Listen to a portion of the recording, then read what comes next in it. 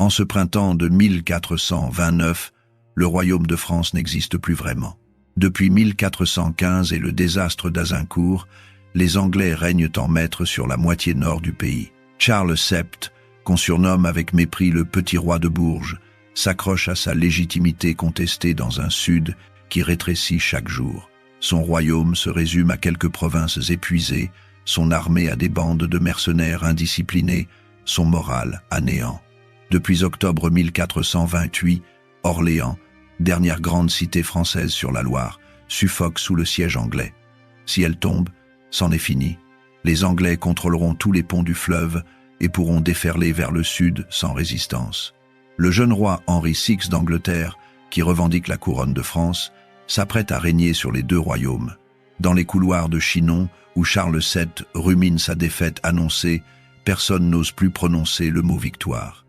La guerre de Cent Ans touche à sa conclusion et la France va perdre. Puis une paysanne de 17 ans venue de Lorraine change tout.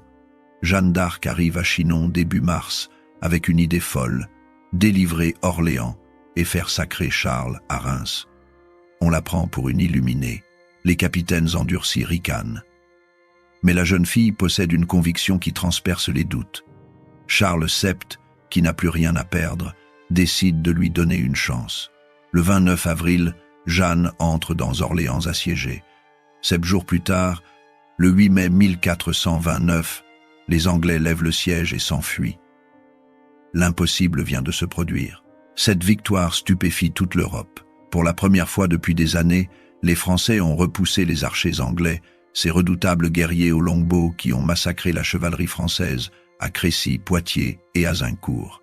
Mais Jeanne ne s'arrête pas là. Elle veut nettoyer toute la vallée de la Loire des garnisons anglaises qui occupent les ponts stratégiques. Son objectif, ouvrir la route vers Reims pour le sacre de Charles VII.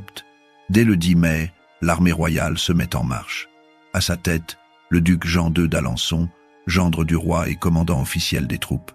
Autour de lui, les meilleurs capitaines du royaume, Jean de Dunois, le bâtard d'Orléans, défenseur héroïque de la ville assiégée, Gilles de Rais, futur maréchal de France, et surtout 2 Gascons inséparables qui terrorisent les Anglais depuis des années, Étienne de Vignoles, dit La Hire, et Jean Pothon de Xaintrailles. Ces deux-là forment un duo légendaire.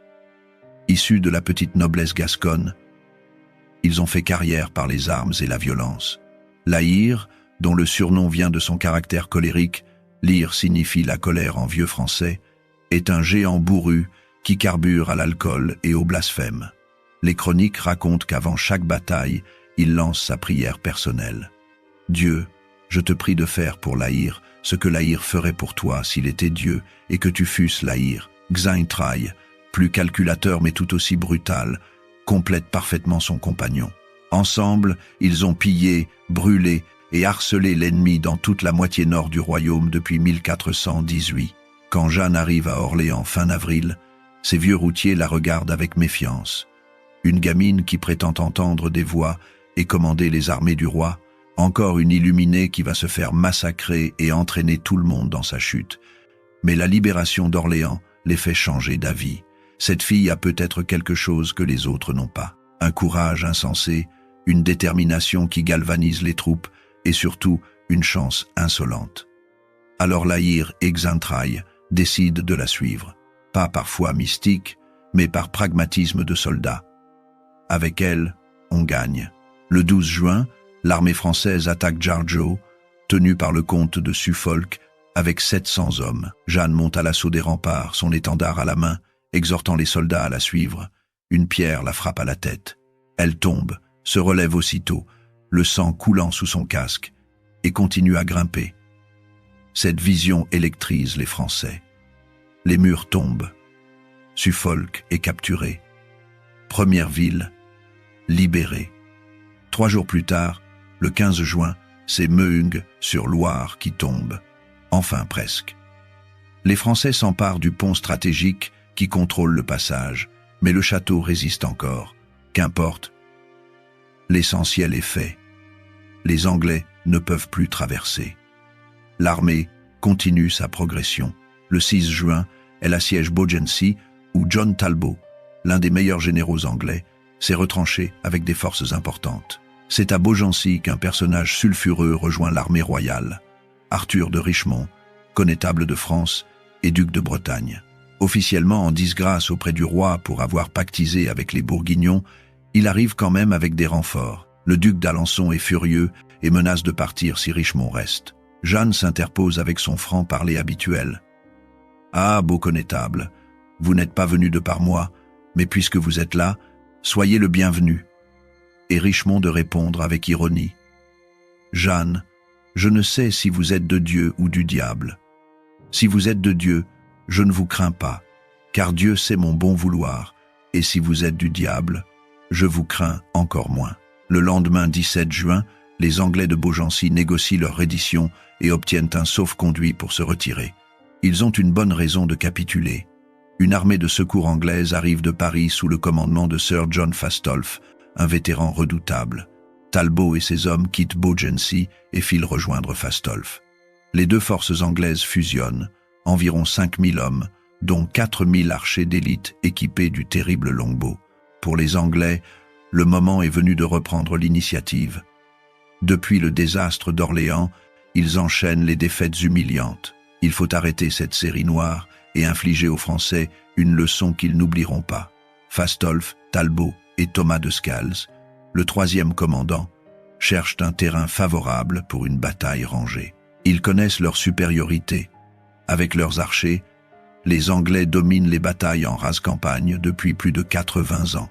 À Crécy en 1346, à Poitiers en 1356, à Azincourt en 1415, la même tactique a fonctionné à merveille. Les archers plantent leurs épieux pointus devant leurs lignes, formant une barrière infranchissable pour la cavalerie. Puis ils décochent leurs flèches par milliers, massacrant les chevaliers français qui chargent tête baissée. À Azincourt, ils ont tué ou capturé la moitié de la noblesse française en quelques heures. Les généraux anglais s'attendent au même scénario. Les Français, galvanisés par leur récente victoire, vont certainement attaquer avec fougue et sans réfléchir. Les archers les massacreront de loin et ensuite l'infanterie achèvera les survivants. Cette bataille sera la revanche, celle qui brisera le mythe de Jeanne d'Arc et ramènera l'ordre naturel des choses. Ils se trompent complètement. Le 18 juin au matin, l'armée française part de Meung-sur-Loire à la poursuite des Anglais. Jeanne veut en finir rapidement. Pas question de laisser l'ennemi se regrouper et se fortifier. Les éclaireurs français, qu'on appelle les coureurs, galopent en avant pour repérer les positions adverses. L'avant-garde, environ 1500 hommes commandés par La Hire, Xaintrailles, Ambroise de Loré et le maréchal de Boussac, suit de près. Richemont le connétable se joint à eux. Derrière, le gros de l'armée avec le duc d'Alençon, Dunois, Gilles de Rais et Jeanne avance plus lentement. Les Anglais, eux, remontent vers le nord en direction de Janville. Ils cherchent un bon emplacement pour la bataille. Vers midi, ils font halte près du village de Pataille, à environ 25 km au nord-ouest d'Orléans. L'endroit semble idéal. Une vallée large et peu profonde, traversée par un petit ruisseau appelé la Retrève. Les archers pourront se déployer sur les pentes, avec le soleil légèrement de côté, pour mieux viser. Le ruisseau au fond de la vallée ralentira la charge de cavalerie française. Parfait. Fastolfe organise la disposition des troupes. Il place l'avant-garde en réserve près de Patay, sur le chemin de Blois, prête à intervenir. Talbot prend l'arrière-garde avec environ 500 des meilleurs archers. Sa mission, s'installer entre Saint-Sigismond et Saint-Péraville-la-Colombe, à l'ancienne lisière de la forêt d'Orléans, et retarder les Français suffisamment longtemps pour que le gros de l'armée puisse se mettre en ordre de bataille. Les archers ont besoin de temps pour planter leurs épieux protecteurs et se positionner correctement. Talbot doit leur offrir ce temps. Le plan est solide. Les Français vont arriver en colonne, probablement désorganisés après des kilomètres de poursuite. En les voyant, ils vont certainement attaquer immédiatement, emportés par leur élan. Les archers de Talbot les mitrailleront au fur et à mesure qu'ils arrivent, les saignant petit à petit. Quand les survivants atteindront la position principale de Fastolfe, ils seront trop peu nombreux et trop fatigués pour représenter une menace. La victoire se profile exactement comme à Azincourt. Mais à 14 heures précisément, tout bascule. Les éclaireurs français progressent dans la campagne, scrutant l'horizon. Soudain, un cerf effrayé jaillit d'un taillis et file droit vers les lignes anglaises. Les archers de Talbot, surpris par l'animal, poussent un cri. Peut-être un cri de chasse, peut-être un cri pour chasser la bête. Les chroniques ne s'accordent pas. Mais ce cri révèle leur position aux coureurs français. Lahire ne réfléchit pas. Dès qu'il apprend que l'ennemi est là, à portée, il fonce. Avec lui, 180 chevaliers en armure lourde lancent leurs chevaux au galop. Pas de temps pour attendre le reste de l'armée, pas de temps pour établir un plan complexe. L'instinct du guerrier commande. Frappez vite, frappez fort, avant que l'ennemi soit prêt. Les archers de Talbot n'ont pas fini de planter leurs épieux. Certains sont encore en train de les sortir de leurs chariots. D'autres commencent à peine à les ficher en terre. Aucun n'a eu le temps de se mettre en formation. Et voilà que 180 chevaliers français arrivent au galop, le tonnerre des sabots résonnant dans la vallée. C'est le cauchemar absolu pour un archer. Sans les épieux pour protéger leurs flancs, ils sont vulnérables. Sans formation serrée, ils ne peuvent pas concentrer leurs tirs. Sans temps pour bander leurs arcs et viser correctement, ils ne sont que des cibles faciles. La cavalerie française enfonce les lignes comme un marteau brisant du verre. Les archers tentent de fuir, mais où aller? Ils sont légèrement protégés, pas en armure complète comme les chevaliers. Face à des destriers lancés au galop montés par des hommes en acier, ils n'ont aucune chance.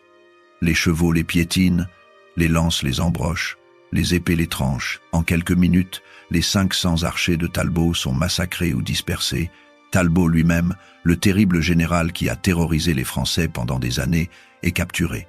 C'est Jean d'Agneau, un capitaine servant sous les ordres de Xaintrailles, qui réalise l'exploit. Pour ce fait d'armes, il recevra ses lettres de noblesse en 1438. Xaintrailles, avec sa générosité chevaleresque, libérera plus tard Talbot sans rançon, un geste que le général anglais lui rendra dans le futur. Mais Lahire et ses chevaliers ne s'arrêtent pas. Ils continuent leur charge folle vers la position principale de Fastolf sur le chemin de Blois. Derrière eux, 1400 fantassins français arrivent en courant pour soutenir la cavalerie et achever les archers encore debout. À la position principale, c'est la panique. Les soldats anglais voient leur arrière-garde se faire anéantir en quelques minutes. Ils voient Talbot capturé. Ils voient la cavalerie française déferler vers eux comme une vague d'acier, et ils comprennent que rien n'est prêt. Les épieux ne sont pas plantés, les archers ne sont pas en formation, le terrain n'est pas organisé, ils vont se faire massacrer. Fastolf tente de rallier ses troupes, mais c'est trop tard. La peur se propage plus vite que ses ordres. L'arrière-garde, qui ne sait pas exactement ce qui se passe devant, voit un de ses commandants courir vers eux et croit que l'avant-garde a été vaincue. Elle bat en retraite à son tour. C'est l'effet domino. En quelques instants, une armée de 5000 hommes se désintègre. Les chevaliers anglais fuient sans combattre. Leur cavalerie, qui devrait protéger les archers, s'évapore. Les archers, abandonnés, tentent de résister mais sans organisation, sans protection. Ils sont massacrés méthodiquement. Certains essaient de courir, mais les chevaux sont plus rapides.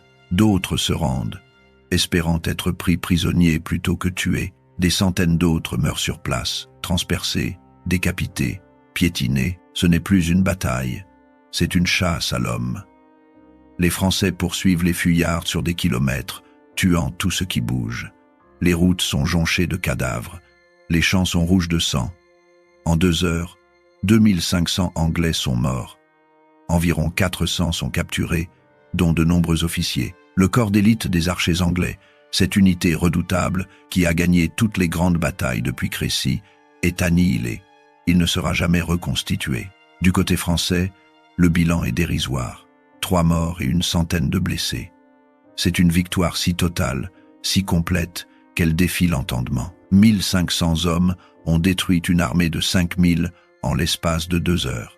C'est l'inverse exact d'Azincourt, où les Français avaient été massacrés par une armée anglaise inférieure en nombre. Cette fois, ce sont les Anglais qui goûtent à l'humiliation. Fastolf parvient à s'échapper avec une petite troupe. Il file vers Étampes, se réfugie dans le donjon de la tour de Guinette avec quelques centaines de survivants. Mais sa réputation est détruite. Le duc de Bedford, régent d'Angleterre en France, cherche un bouc émissaire et le trouve en Fastolf.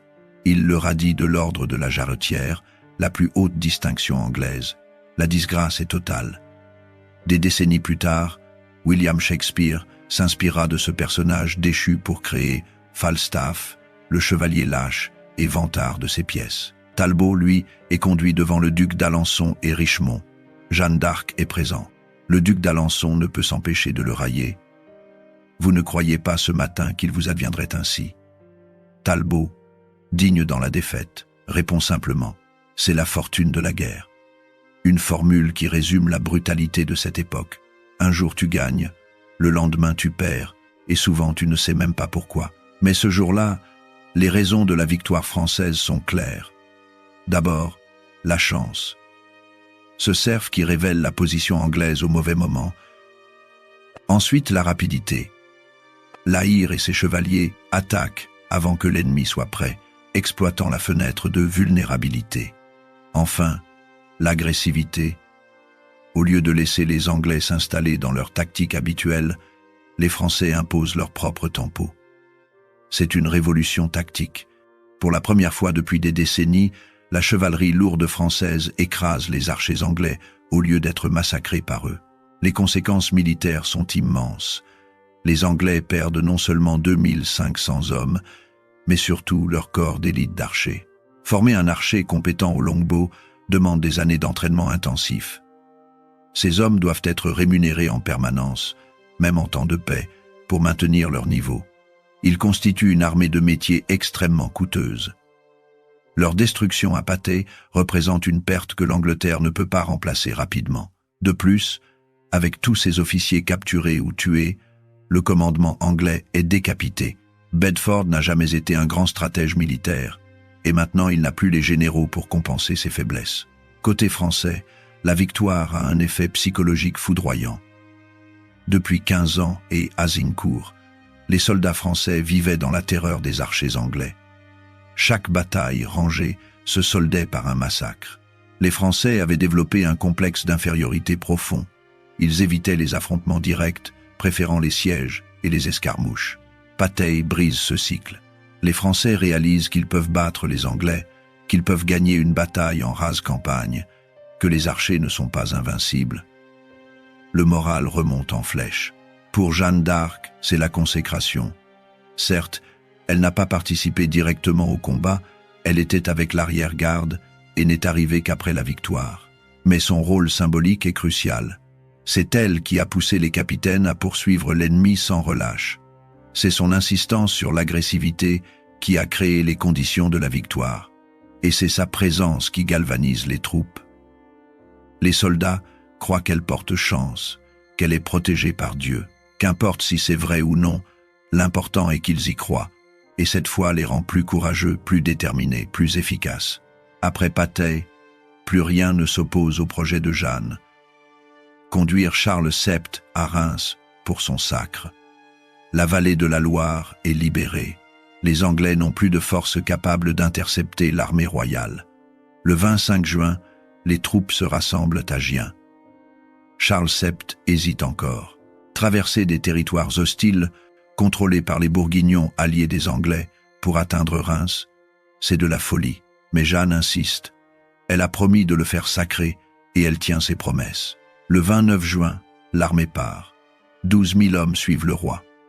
La Hire et Xaintrailles commandent l'avant-garde. Jeanne et les compagnons habituels ouvrent la route. Et miracle, la traversée se passe sans combat majeur. Les villes s'ouvrent les unes après les autres. Auxerre, Troyes, Châlons, Reims. Certaines négociaient, d'autres se rendent sans résister. La nouvelle de Patay a fait le tour de France. Personne ne veut affronter cette armée invincible guidée par une sainte. Le 6 juillet, l'armée entre dans Reims. Le lendemain, dimanche 17 juillet 1429, Charles VII est sacré roi de France dans la cathédrale. C'est le moment que Jeanne attendait depuis le début. Le sacre n'est pas qu'une cérémonie symbolique. Dans la mentalité médiévale, il confère au roi une légitimité divine incontestable. Henri VI d'Angleterre peut bien revendiquer la couronne de France. Charles VII vient d'être oint par l'archevêque avec l'huile sainte conservée dans la Sainte Ampoule depuis le baptême de Clovis. Aux yeux de Dieu et des hommes, il est désormais le seul véritable roi de France. Pour les Anglais, c'est un désastre politique autant que militaire. Leur stratégie reposait sur la contestation de la légitimité de Charles. Le traité de Troyes de 1420 avait déshérité le dauphin et donné la couronne française à Henri VI.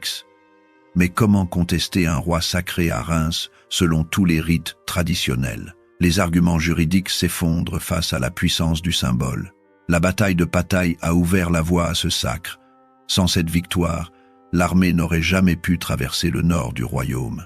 Sans l'annihilation du corps d'archers anglais, Bedford aurait pu lancer une contre-attaque.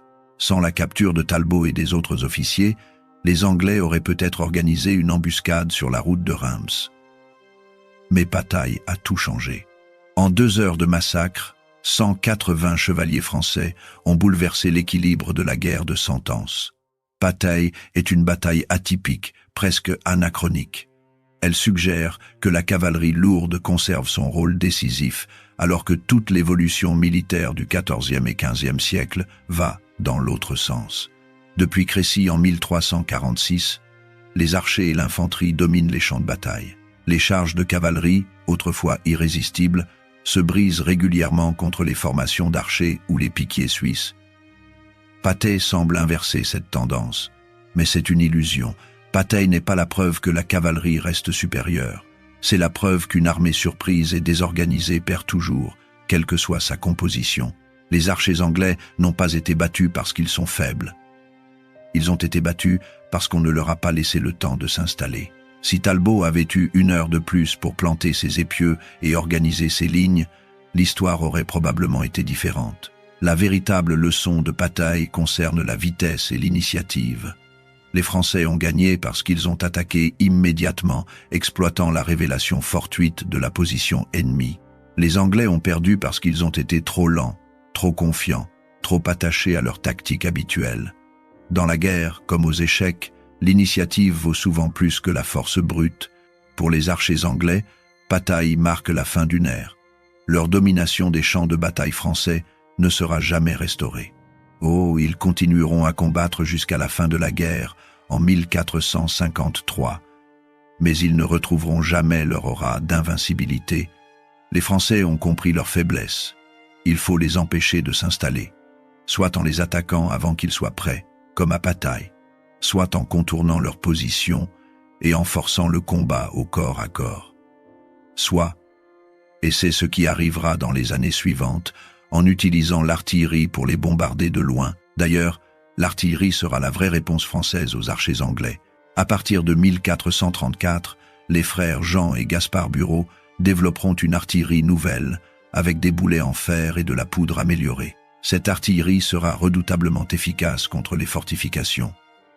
Les boulets en fer, chauffés au rouge, déclencheront des incendies incontrôlables dans les structures en bois des châteaux. La bataille de Castillon en 1453, dernière grande bataille de la guerre de Cent Ans, verra l'artillerie française massacrer l'armée anglaise de Talbot. John Talbot, le survivant de Pataille, mourra dans cette bataille, 24 ans après sa capture humiliante. Mais en 1429, l'artillerie n'est pas encore décisive. C'est la charge de cavalerie de La Hire qui change la donne. Et cette charge n'aurait jamais réussi sans un élément essentiel: la cohésion et l'expérience des capitaines français. Jeanne d'Arc reçoit toute la gloire de la campagne de la Loire et du sacre de Reims. C'est normal. Elle est le symbole, l'étincelle qui a rallumé l'espoir français. Mais sur le terrain, ce sont les capitaines professionnels qui ont gagné la bataille de Pataille. La Hire, Xaintrailles, Ambroise de Lorée, le maréchal de Boussac, Richemont. Ces hommes sont des guerriers endurcis qui combattent depuis plus d'1 décennie. Ils connaissent les Anglais, ils connaissent leurs tactiques, ils savent comment les battre. La Hire et Xaintrailles, en particulier, méritent d'être reconnus. Ces 2 Gascons ont servi Charles VII depuis 1418, bien avant l'arrivée de Jeanne. Ils ont participé à toutes les batailles importantes du règne. Verneuil en 1424, une défaite. Montargis en 1427, une victoire. Orléans en 1428-1429, le siège. Patay, en 1429, le triomphe. Après Patay, ils continueront à se battre pendant des années. La Hire sera nommé bailli de Vermandois en 1429, puis capitaine général de Normandie.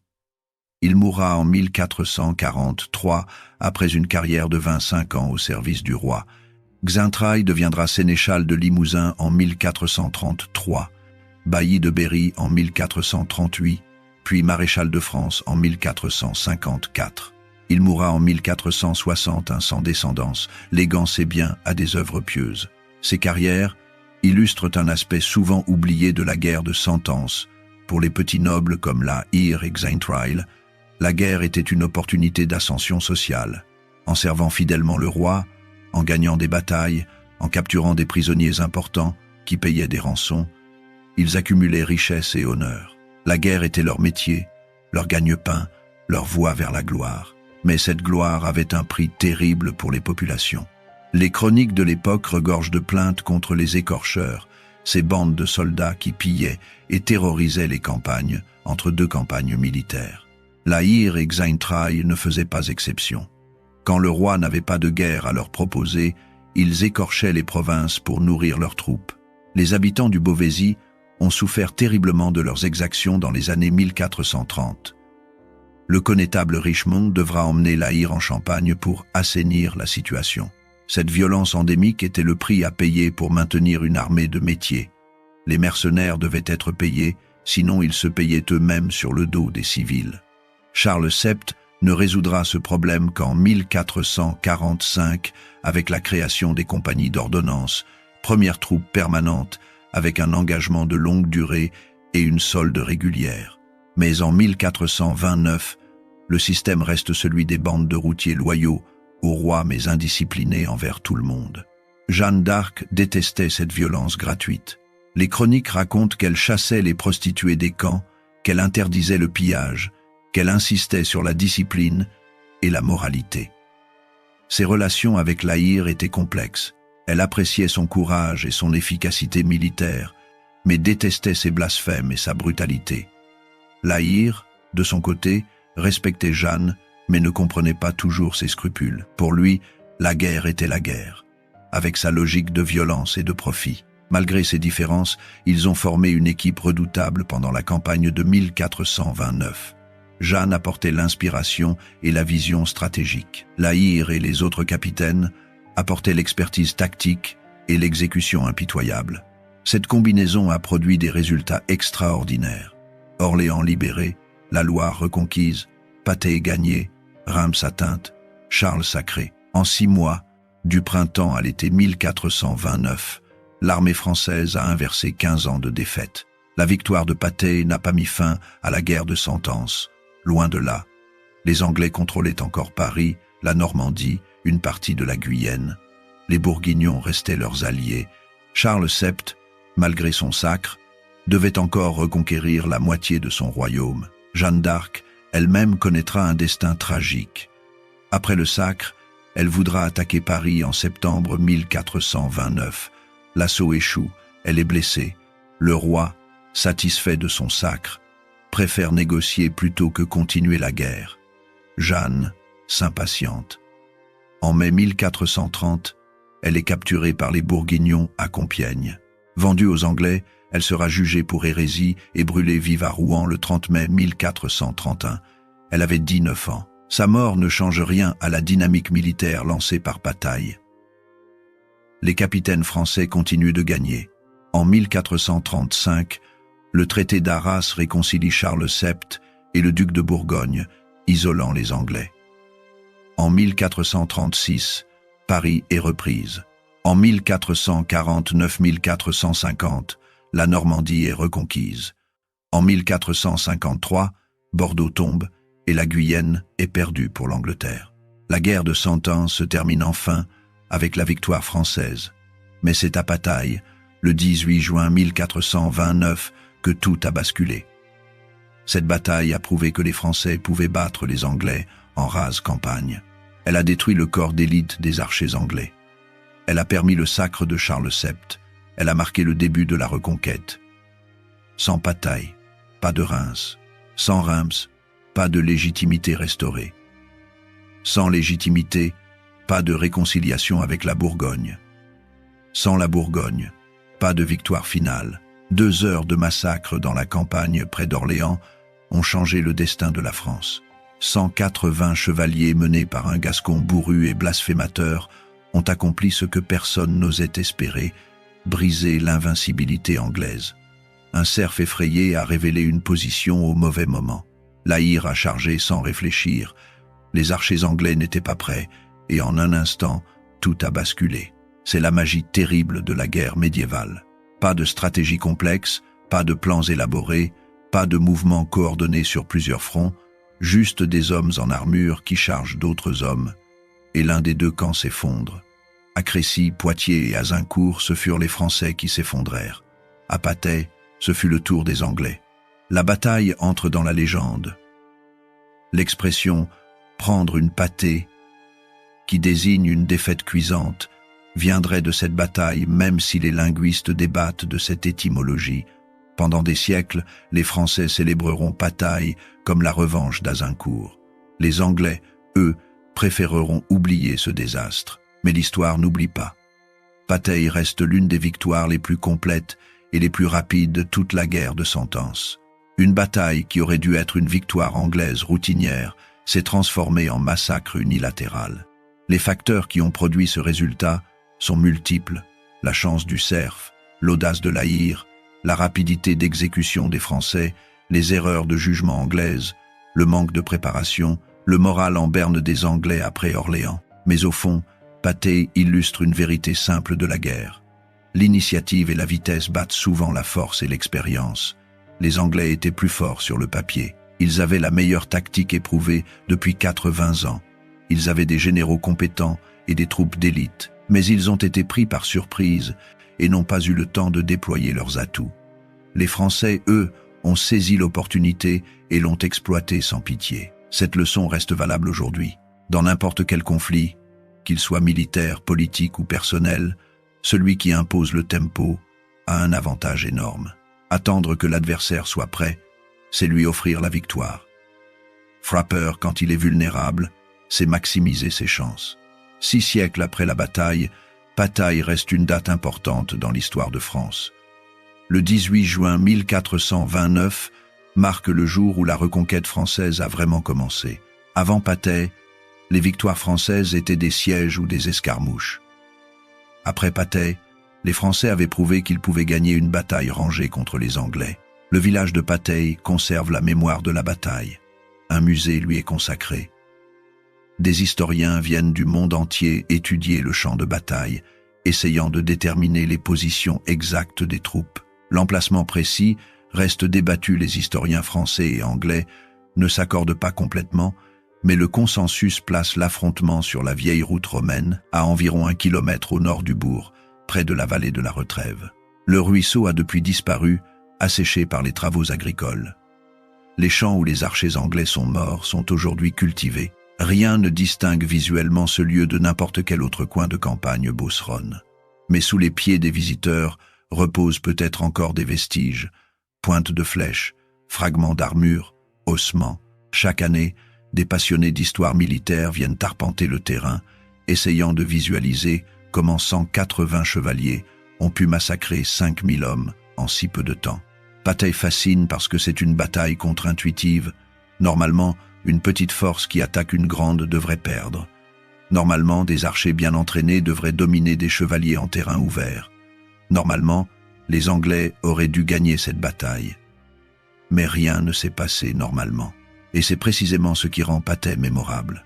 Dans l'histoire militaire, Patay sert d'exemple parfait de l'importance de la préparation et de la discipline. Les manuels d'académie militaire citent souvent cette bataille pour montrer ce qui arrive quand une armée se fait surprendre. Les archers anglais étaient excellents, mais l'excellence ne sert à rien si on ne peut pas l'employer. La meilleure arme du monde est inutile si on n'a pas le temps de la dégainer. Patay montre aussi les limites de s'appuyer sur une seule tactique. Les Anglais avaient gagné avec leurs archers depuis 1346. Pendant 80 ans, la même méthode avait fonctionné. Alors pourquoi changer? mais cette dépendance excessive à une tactique éprouvée les a rendus prévisibles et vulnérables. Quand les Français ont trouvé la parade attaquée avant que les archers soient prêts, toute la stratégie anglaise s'est effondrée. Pour Jeanne d'Arc, Bataille représente son apogée militaire. Elle n'a pas combattu directement, mais sa présence symbolique et son insistance sur l'agressivité ont créé les conditions de la victoire. Après Patay, sa carrière militaire déclinera. Elle échouera à prendre Paris, perdra l'initiative, finira capturée et exécutée. Mais durant cette courte période entre mai et juin 1429, entre la libération d'Orléans et Bataille, elle incarne parfaitement la combinaison de foi mystique et d'efficacité pratique qui peut renverser les situations les plus désespérées. Le 18 juin 1429, vers 14 heures, dans la campagne près de Patay, un cerf effrayé s'est enfui d'un taillis. Les archers anglais ont crié, La Hire a chargé, et en 2 heures, la guerre de 100 ans a basculé. 5000 Anglais attendaient une bataille facile. 1500 Français ont transformé cette attente en cauchemar. Les archers qui avaient massacré la chevalerie française à Azincourt ont été eux-mêmes massacrés par cette même chevalerie. Les généraux anglais qui croyaient gagner facilement ont été capturés ou mis en fuite. L'armée qui contrôlait le nord de la France a été anéantie en moins de temps qu'il n'en faut pour dire une messe. Les chiffres sont brutaux. 2500 morts anglais contre 3 morts français. Une victoire si complète qu'elle semble irréelle. Pourtant, les chroniques de l'époque, françaises comme anglaises, s'accordent sur ce bilan catastrophique pour les Anglais. Ce n'est pas de la propagande, c'est un fait historique vérifié. Patay a été un massacre unilatéral. Cette bataille prouve que l'histoire ne suit pas toujours une logique rationnelle. Sur le papier, les Anglais auraient dû gagner. Ils avaient plus d'hommes, de meilleures armes, plus d'expérience, un meilleur terrain. Mais la guerre n'est pas une équation mathématique. Le hasard, l'audace, la rapidité, le moral, tous ces facteurs intangibles pèsent autant que la force brute. Un cerf qui court au mauvais endroit, un général qui charge sans réfléchir, des archers surpris avant d'être prêts. Et voilà comment un royaume se sauve du désastre. Voilà comment une paysanne de 17 ans change le cours de l'histoire sans même participer au combat.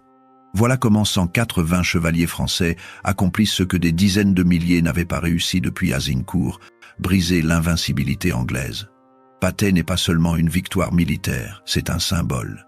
Le symbole d'une France qui refuse de mourir, qui se relève après 15 ans de défaites humiliantes, qui trouve en elle les ressources pour inverser l'impossible. Après Patay, tout redevient possible. Le sacre à Reims, la réconciliation avec la Bourgogne, la reconquête de Paris, la libération de la Normandie, la victoire finale en 1453. Tout commence ce jour-là. Le 18 juin 1429, dans les champs près de Patay, quand La Hire et ses 180 chevaliers chargent et massacrent 5000 Anglais en 2 heures. Une bataille oubliée par beaucoup, éclipsée par Orléans et Azincourt dans la mémoire populaire. Mais une bataille décisive, peut-être la plus importante de toute la campagne de Jeanne d'Arc, car sans Patay, pas de sacre, et sans sacre, peut-être pas de France. L'histoire tient parfois à peu de choses, un cerf effrayé, un cri d'archer, une charge de cavalerie, 2 heures qui changent 6 siècles.